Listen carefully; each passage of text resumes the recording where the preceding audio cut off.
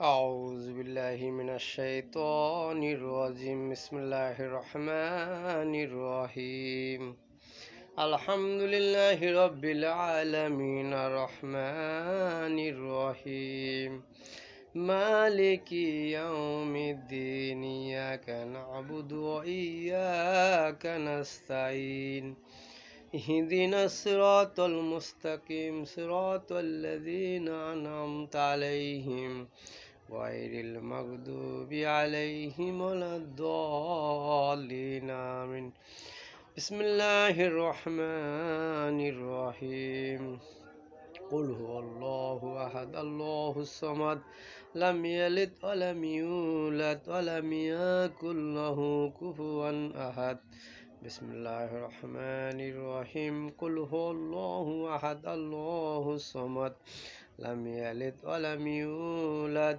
ولم يكن له كفوا أحد بسم الله الرحمن الرحيم قل هو الله أحد الله الصمد لم يلد ولم يولد ولم يكن له كفوا أحد صدق الله المولانا العظيم نحمده ونصلي على رسوله الكريم أما بعد محترم ভাই দোস্ত বুজুর্গ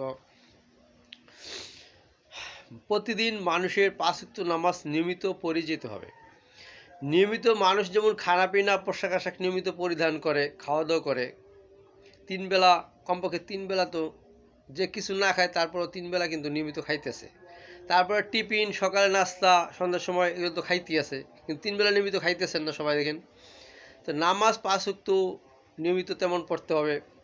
পোশাক আশাক মার্কেটিং যেমন নিয়মিত সবাই করতেছেন, নিয়মিত করতেছেন, তেমন নামাজও নিয়মিত প্রতিদিন ফজর, জোহর, আসর, মাগরিব, এশা এই ফরজ পাঁচ ওয়াক্ত জামাতের সহিত পড়তেই হবে। আবার ইশরাক নফল নামাজ আছে, ইশরাক, চাশতে, রাওয়াবিন, জাওয়াল, তাহাজ্জুদ। এই নফলের মধ্যে তাহাজ্জুদের গুরুত্ব বেশি।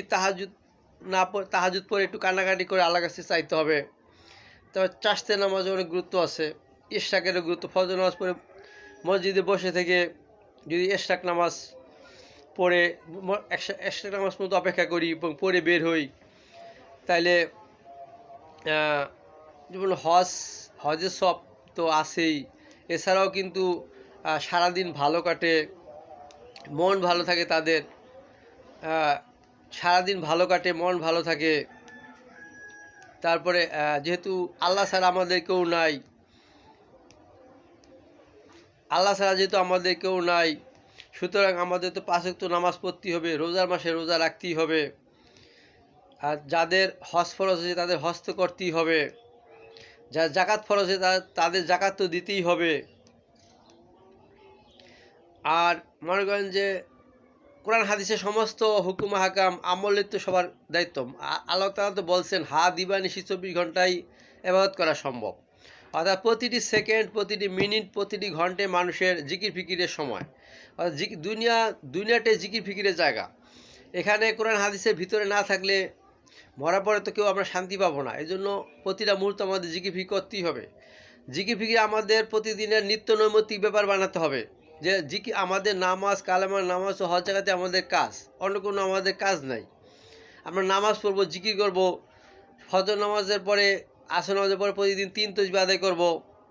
সুবহানাল্লাহি আলহামদুলিল্লাহ ওয়া লা ইলাহা ইল্লাল্লাহু আল্লাহু আকবার। আসসালামু আলাইকুম ওয়া রাহমাতুল্লাহি ওয়া বারাকাতুহু।